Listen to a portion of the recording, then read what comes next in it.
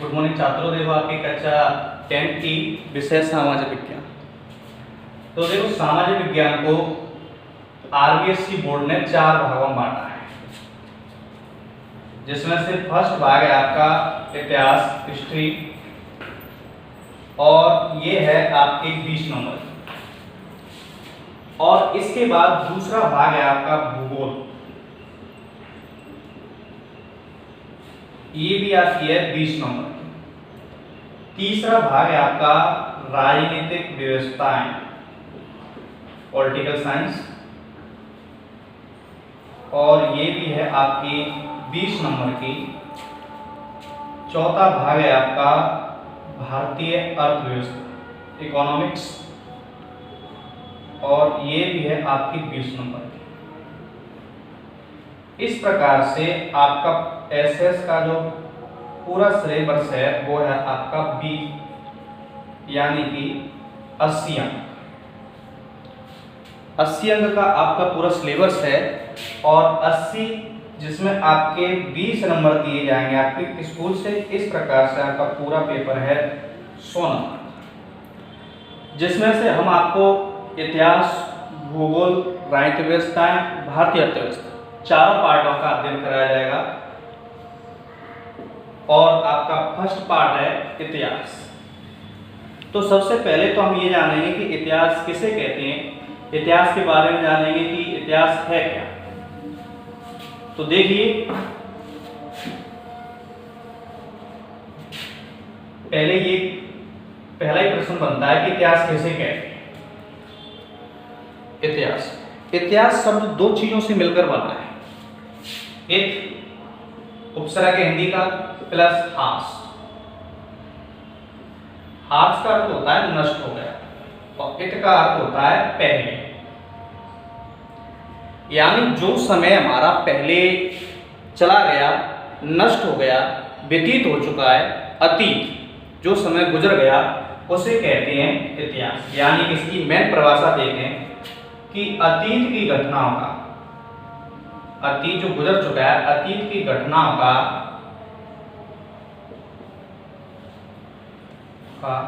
क्रमबद्ध रूप से, यानी बिल्कुल तरीके से, क्रमबद्ध रूप से अध्ययन करना इतिहास कहलाता है। इतिहास कहलाता है। जैसे अब हमारा समय चल रहा है, इस समय वर्तमान, अब हमारे समय कौन कौन सी घटनाएं घट रही हैं। जैसे कि अब हमारा पूरा वर्ल्ड, पूरा भारत देश, सभी दुनिया एक महामारी से, कोविड-19 से गुजर रही है। अब यहाँ से इस प्रकार से वैक्सीन तैयार हो जाएगी, सभी लोग अच्छी तरीके से सही हो जाएंगे। तो जो घटनाएं हमारी घटी हैं वो हमारे पीछे अगर आने वाली पीढ़ियां पढ़ेंगी कि हाँ सर 2020 में या 2021 में एक महामारी आई थी कोविड-19, जिससे पूरा देश, पूरी दुनिया गुजरी थी, तो उस चीज़ को हम फिर प्रेजेंटिव रूप में पढ़ेंगे तो बहुत सारी चीज़ें हमारी इतिहास कहलाती हैं। और इसकी मेन परिभाषा की अतीत की घटनाओं का क्रमबद्ध रूप से, यानी कि ऐसा नहीं है कि हम डायरेक्ट 1857 की क्रांति पढ़ते हैं, डायरेक्ट 1947 के आंदोलन पढ़ते हैं, ऐसा नहीं, बिल्कुल क्रम रूप से। जैसे कि आपका फर्स्ट पार्ट है स्वर्णिम भारत, जिसमें 1 ईस्वी से लेकर के 1206 ईस्वी तक का इतिहास बताया जाए कि मानव की उत्पत्ति कैसे होती है, मानव कहाँ का निवास करता है, इनको सभ्यताओं के रूप में पढ़ेंगे। मानव कहाँ रहा, कैसे अपना जीवन यापन किया, और कैसे उसने आधुनिक रूप लिया, ये सारी चीजें हम पढ़ेंगे 1 ईस्वी से लेकर के 1206 ईस्वी तक। इसके बाद इतिहास को पढ़ने की दृष्टि से 3 भागों में बांटा गया है। इतिहास के 3 भाग हैं, और 3 भाग कौन कौन से देखिए।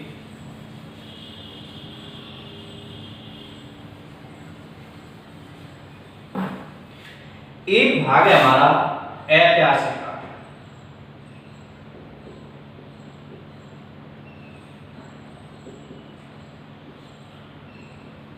दूसरा भाग है हमारा प्राग ऐतिहासिक का,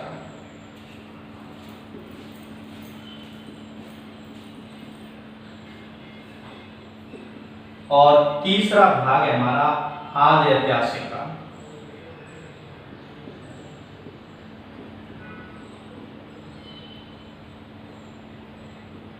इस प्रकार से इतिहास को 3 भागों में बांटा गया है। ऐतिहासिक काल, प्रागैतिहासिक काल आधुनिक ऐतिहासिक काल। ऐतिहासिक काल वह काल कहलाता है जिसमें हमें किसी प्रकार के कोई साक्ष्य नहीं,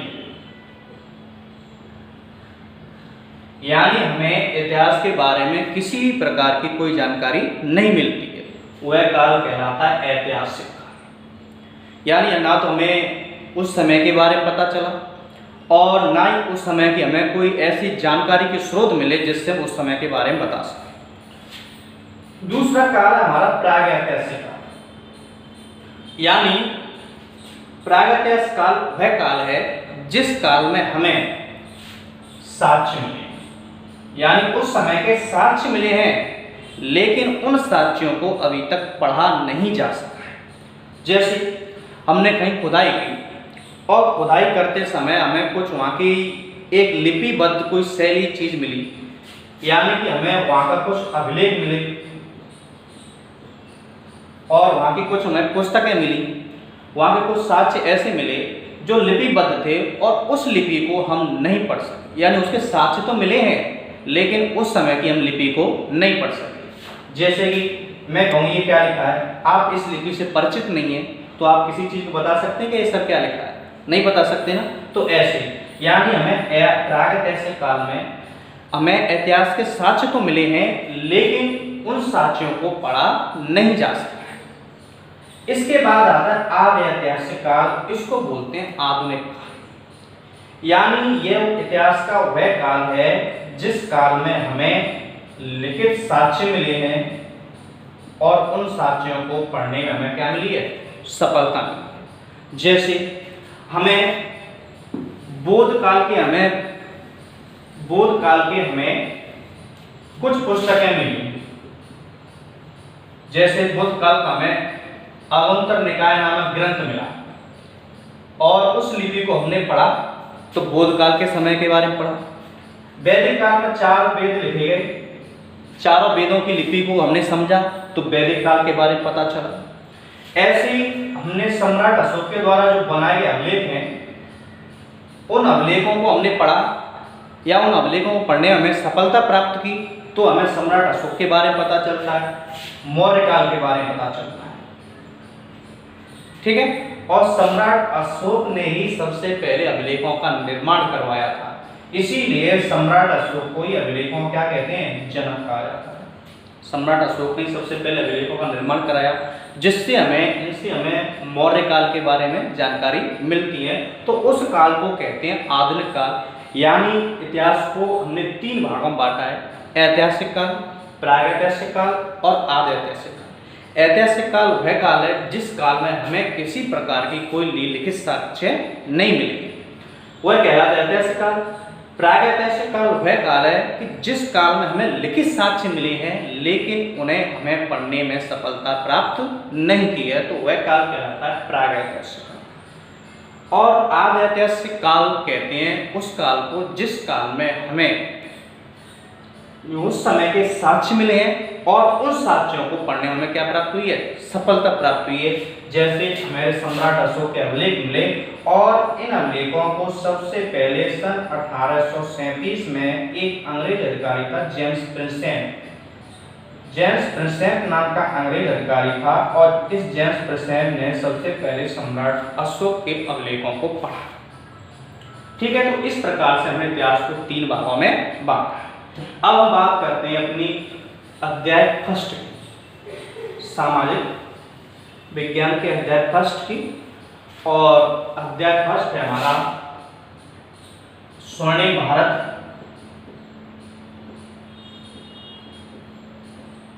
ईस्वी से लेकर के 1206 ईस्वी तक स्वर्णिम भारत। और आपने एक अध्याय पढ़ा होगा व्रत भारत, यानी उस समय का भारत जिस समय हमारे भारत देश का विभाजन नहीं हुआ।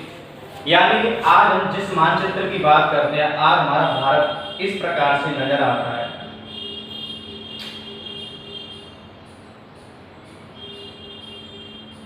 लेकिन स्वर्णिम भारत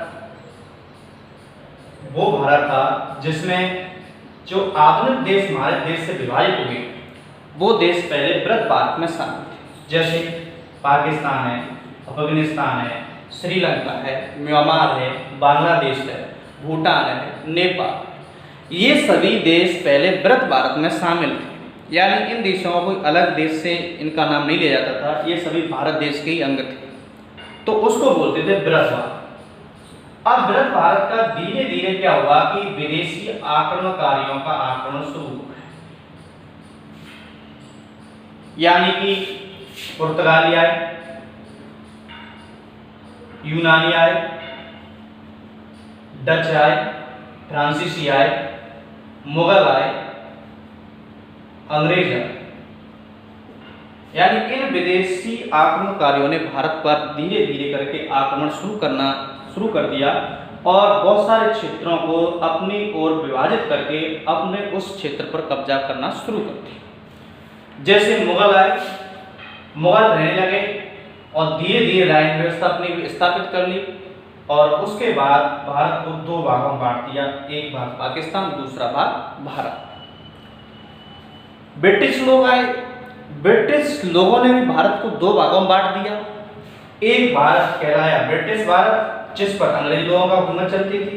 एक भाग था आपका रियासती भारत, जहां पर राजा लोगों का हुकूमत। तो ब्रिटिश अंग्रेज लोगों ने भारत को दो भागों में बांट दिया, मुगलों ने भी भारत को दो भागों में बांट दिया। तो इस प्रकार से भारत के देश के विभाजन के टुकड़े होते चले गए। तो उसमें से नेपाल अलग होता चला गया, भूटान अलग हो गया, बांग्लादेश अलग हो गया, श्रीलंका अलग हो गया, पाकिस्तान अलग। तो इस प्रकार से कई विदेशी आक्रमणकारियों ने भारत पर आक्रमण किए। तो उसके बाद भारत हमारा कई भागों में बढ़ता चला गया। देखो, इससे पहले उत्तर भारत में हमारे कई राज्य थे। उत्तर भारत में कई राज्य थे और जैसे कि हमारा आधुनिक भारत है वो 29 राज्य 9 केंद्र शासित प्रदेशों में बटा हुआ है। इसी प्रकार से उत्तर भारत भी या प्राचीन भारत उस समय 16 भागों में बटा होता था और इन 16 भागों को बोलते थे महाजनपद। महात्मा बुद्ध के समय एक ग्रंथ लिखा गया था, बौद्ध ग्रंथ है अगुंतर निकाय। अगुंतर निकाय। और इस ग्रंथ से हमें सबसे पहले जानकारी मिलती है कि भारत देश हमारा 16 महाजनपदों में बटा।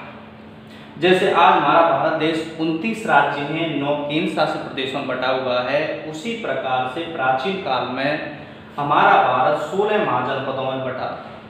अब महाजनपद क्या होते हैं तो देखिए, एक शब्द है जनपद और जनपद का अर्थ होता है पांव रखना। जन्मी से लोग, पदमी से पैर रखना। अर्थ आता है जहां पर लोग क्या है रहने लगे या लोगों को रहने का स्थान।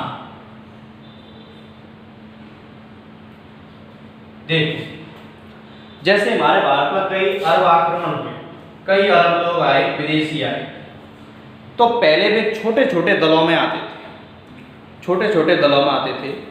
जैसे आपने पढ़ा होगा कि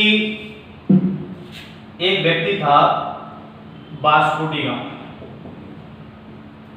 और एक व्यक्ति था क्रिस्टोफर कोलंबस।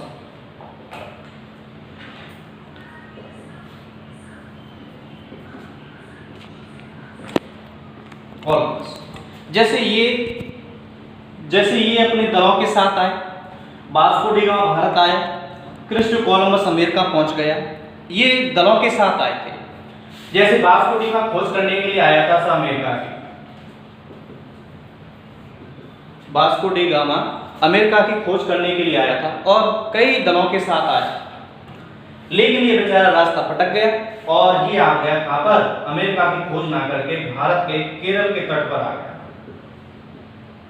केरल का बंदरगाह उस तट पर आ गया था 1458। तो वहां पर आया तो उस समय हमारे भरत नाम के एक राजा का नाम था, उसी भरत नाम के राजा पर नाम के आधार पर भारत देश नाम था।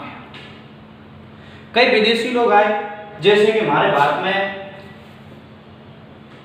तुर्की लोग आए।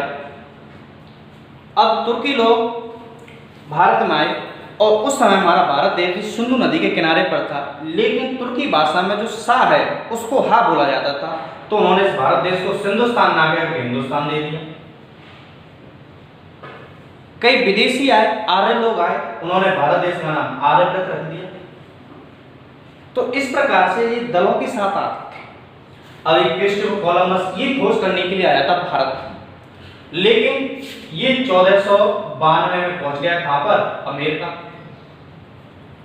ये अमेरिका पहुंच गया, वहां पर एक अमेरिको नामक व्यक्ति से मिला, उससे पूछा कि भाई मैं किस क्षेत्र पर हूं, तो उसने बताया आप तो अमेरिका आ गए। उस अमेरिको के नाविक के नाम पर उस देश का नाम अमेरिका पड़ गया। तो इस प्रकार से कई दलों के साथ आते थे और कई दलों के साथ आते थे और एक छोटी सी जगह पर रहने लगते थे और उस छोटी सी जगह को बोलते थे क्या? जनपद। उत्तर भारत जहां पर भी लोग रहते थे। अब धीरे धीरे अरब लोग और ज्यादा संख्या में आने लगे, यानी अपने बड़े बड़े दलों के साथ आने लगे।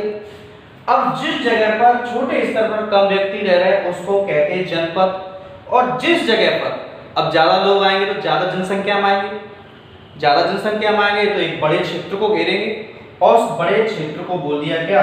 महाजनपद।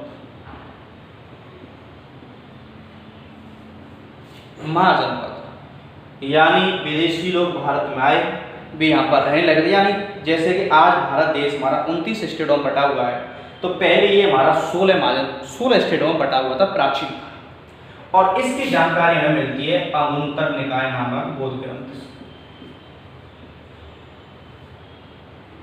ये बौद्ध ग्रंथ है, ये ग्रंथ बताता है सर कि भारत हमारा 16 महाजनपदों में बटा। देखो आपके लिए 16 महाजनपद ना पढ़ करके आपके कुछ इंपोर्टेंट जनपद हैं उनका अध्ययन करें। जैसे मगध है इंपोर्टेंट जनपद, कुरुब है, पांचाल है, आपका बैराट है, राजगृह है। बहुत सारे ऐसे जनपद हैं जो इंपोर्टेंट हैं। इनमें से एक जनपद है आपका मगध, और इन जनपदों में आपके 4 जनपद हैं जो राजस्थान। इनमें से हर साल प्रश्न पूछे जाते हैं। जैसे आपका सुरसेन है,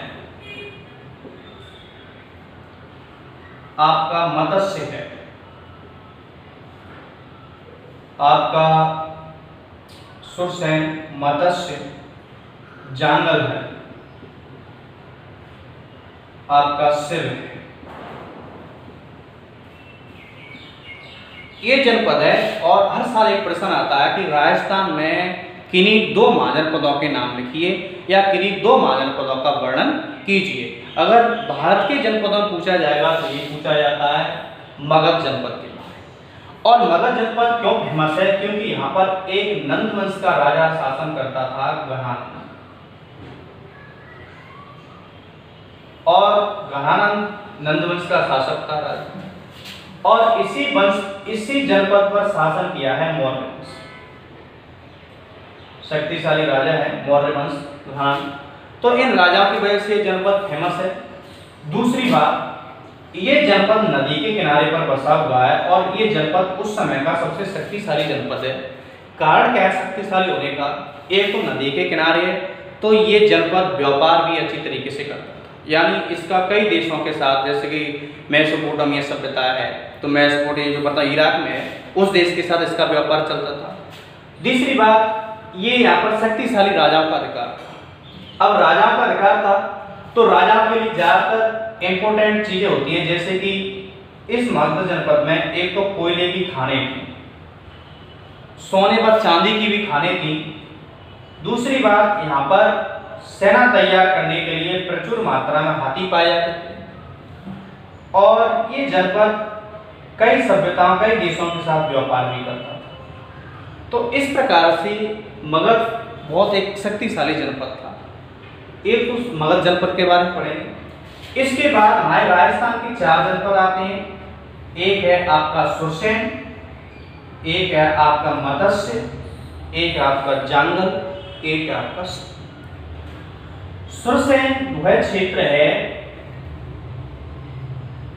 अलवर दिल्ली से लगता हुआ क्षेत्र। अलवर के आसपास का क्षेत्र है वो कहलाता था सुरसैन जनपद,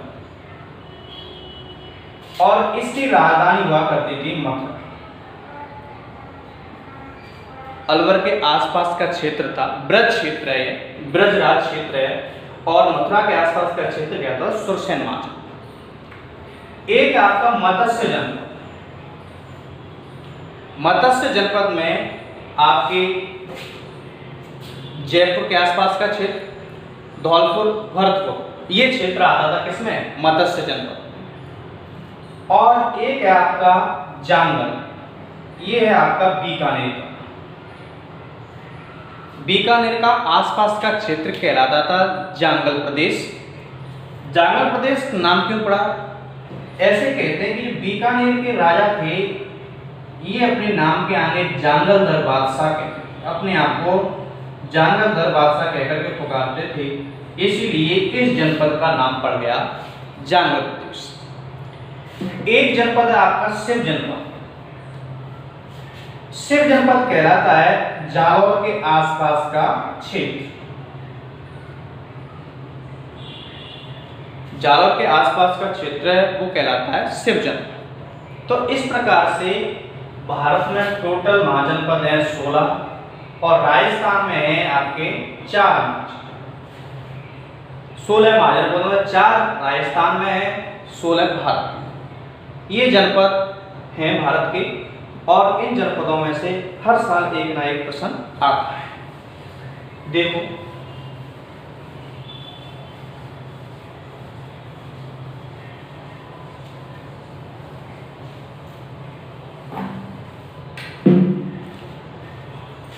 इसके बाद आपका जनपद है, महाजनपद है मगध। मगध महाजनपद है, ये है बिहार में, और इसकी राजधानी थी राजगृह, यानी राजा का घर। अब मगध जनपद बिहार में है, ये किसके किनारे? नदी के किनारे पर बसा हुआ है, और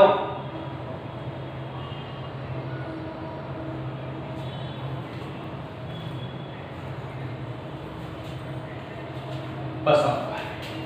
देखो इस जनपद पर शासन करता था नंद वंश का राजा घनानंद।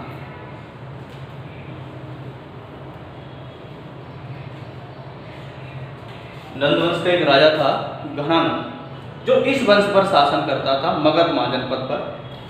अब मगध महाजनपद है, उसी समय एक व्यक्ति था चाणक्य, इसी को बोलते हैं होटल, और इसी को बोलते हैं विष्णु, तीनों ही नाम इसी के। चाणक्य बड़ा चतुर था, कौटिल्य बड़ा कुटिल बुद्धि का था, विष्णु इसके पिताजी का नाम भी बताया जाता है। इसने एक पुस्तक लिखी थी अर्थशास्त्र, जो हमें मौर्य वंश के बारे में जानकारी देती है।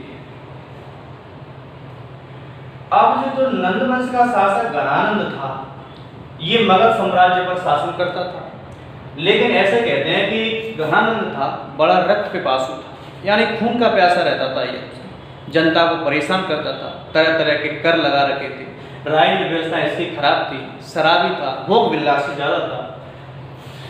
तो इससे मगध की जनता है वो इस घनानंद से नाराज थी। अब क्या हुआ कि ऐसे कहते हैं कि चाणक्य ये उस समय ब्राह्मण था, और उस समय ब्राह्मणों का काम चलता था दान लेना, तो ऐसे कहते हैं भिक्षा लेने के लिए घनानंद के दरबार में पहुंच जाता है। अब घनानंद के दरबार में पहुंच जाता है, तो उस समय घनानंद था आराम से शराब का मसाला पी करके मस्त था, और इस चाणक्य की वेशभूषा को देख करके ऐसा कहते हैं ये दरबार में इसका अपमान कर देता है और इसको बाहर निकाल देता है। अब चाणक्य उस समय गुस्से में होता है, और गुस्से में आकर उसी समय वह एक सौगंध खाता है कि जब तक मैं इस नंद वंश के राजा घनानंद को मार नहीं दूंगा तब तक मैं अपनी इस चोटी की सका को नहीं खोलूं। यानी वह सौंध खा लेता और उसी समय चाणक्य अपनी इस अपमान को सह करते हुए वो सीधा यहाँ से आता है, आकर के एक रास्ते से गुजरता है और ऐसे कहते हैं कि उसी समय एक व्यक्ति था जिसका नाम था चंद्रगुप्त मौर्य। ये छोटा सा बच्चा था उस समय, जो एक रास्ते से जैसे चाणक्य गुजर रहा था उस समय ये चंद्रगुप्त मौर्य छोटे छोटे बच्चों के बीच में खेल रहा था। और उस समय एक खेल चलता था, अब भी चलता है, सतोलिया। ये खेल रहा था तो उस समय चाणक्य बड़े टेंशन में था और जाकर के उन्हीं बच्चों के पास बैठ जाता है और बैठ करके इन बच्चों के खेल को देखता है। और देखते जब उसने एक प्रतिभाशाली बालक को देखा जिसका नाम था चंद्रगुप्त मौर्य, उसको अपने पास बुलाया और उससे पूछा कि आप कहाँ से हो, कहाँ के बच्चे हो। तो फिर वो बताता है कि मेरी माँ है, जंगल एक कुटिया के पास रहती है। तो वो बच्चा चाणक्य को अपनी माँ के पास ले जाता है और चाणक्य से इस बच्चे, उस माँ के द्वारा इस बच्चे को मांगता है कि आप मुझे इस बच्चे को दे। अब वो, क्योंकि आपको पता है कि प्रत्येक माँ अपने बच्चे को नहीं देती है, तो उसने मना कर दिया कि मैं इस अपने बच्चे को नहीं दूंगी। तो कुछ पुस्तकें ऐसा कहती हैं कि चाणक्य चंद्रगुप्त मौर्य की माँ को समझाता है और कहता है, तो चंद्रगुप्त मौर्य की माँ चाणक्य से पूछती कि आप इस बच्चे को क्यों मेरे से ले रहे हैं। तो चाणक्य कहता है कि मैं नंद वंश के शासक घनानंद को इस चंद्रगुप्त मौर्य के द्वारा उसको खत्म करवाऊंगा, यानी उसके राज सिंहासन को नष्ट करवा दूंगा। अब क्या हुआ कि ऐसे कहते हैं कि जो चंद्रगुप्त मौर्य की माँ थी उसका नाम था मूरा, और उस मूरा के नाम पर इस वंश का नाम पड़ा है मौर्य। अब मूरा थी, उसने उस बच्चे को चाणक्य को दे दिया, क्योंकि चाणक्य उस बच्चे को ले जा रहा था अपने एक विशिष्ट अभियान के लिए, यानी वह नंद वंश के शासक घनानंद को खत्म करना चाहता था। और मूरा ने अपने बच्चे को दे दिया, क्योंकि जो मूरा का पति था उसको भी किसने मारा था, घनानंद ने मारा था। तो उसने कह दिया कि घनानंद तो मेरा भी दुश्मन है, आपका भी दुश्मन है, आप मेरे बच्चे को ले जाए। तो उस बच्चे को वह चाणक्य को सौंप देती है। तो चाणक्य उसको राजनीतिक शिक्षा, आर्थिक, सामाजिक, तलवारबाजी, सारी प्रकार की उसको शिक्षा देता है और अंत में वह नंद वंश के मगध साम्राज्य पर आक्रमण कर देता है। कई बार आक्रमण करता है लेकिन असफल हो जाता है। अब असफल होने के कारण भी क्या है, देखिए। ऐसे कहते हैं कि चंद्रगुप्त मौर्य ने इस मगध साम्राज्य पर आक्रमण किया लेकिन वो असफल हो गया, क्योंकि चंद्रगुप्त मौर्य ने मगध साम्राज्य की डायरेक्ट राजधानी पर आक्रमण किया। अब डायरेक्ट राजधानी पर आक्रमण करेंगे तो कोई व्यक्ति किसी भी राज्य को जीत नहीं सकता है। जैसे आज हमारे भारत को दिल्ली पर आक्रमण करें, क्या भारत देश को जीत लेगा? नहीं जीत सकता। और उसी समय जब डायरेक्ट आक्रमण करते हैं तो यहां से अपनी जान बचा करके भागते हैं जंगल, जहां पर एक छोटी सी कुटिया थी, उसमें एक बच्चा और एक माँ रहती थी। वे भाग करके सीधा और उस कुटिया के पास में छुप जाते हैं। तो उस समय जो बच्चा और एक उसकी माँ रहती थी, तो बच्चा अपनी माँ से कहता है कि माँ मेरे लिए कुछ पुए बना दो, मुझे भूख लगी और मेरे लिए क्या कर दो, पुए बना दो। तो वो माँ अपने बच्चे के लिए पुए बनाती है और गर्म कढ़ाई से निकाल करके उस पुए को वो एक थाली में रख देती है। थाली में जैसे खाने के लिए बच्चे को बोलती है, बच्चा जैसे उस पुए को बीच में से उठाता है, उस बच्चे का हाथ जल जाता है। और हाथ जलने के बाद फिर वो माँ अपने बच्चे से कहती है कि तू भी चंद्रगुप्त मौर्य हो। यानी पहले पुए को बड़ी साइड से धीरे धीरे करके खाया जाता है, उसके बाद बीच वाले भाग को खाया जाता है। तो उसी समय ये सारी बातें चाणक्य सुन रहा था। उसी समय इस बात को चाणक्य सुन रहा था। तो चाणक्य के बिल्कुल उसी समय इस बात का आवाज हुआ, उसे समझ में आया कि हमें डायरेक्ट राजधानी पर आक्रमण नहीं करना चाहिए, क्योंकि जिस प्रकार से उस बच्चे ने उस पुए को बीच में से खाया तो उस बच्चे का हाथ जल गया, क्योंकि उसने धीरे धीरे करके कोने को नहीं खाया था।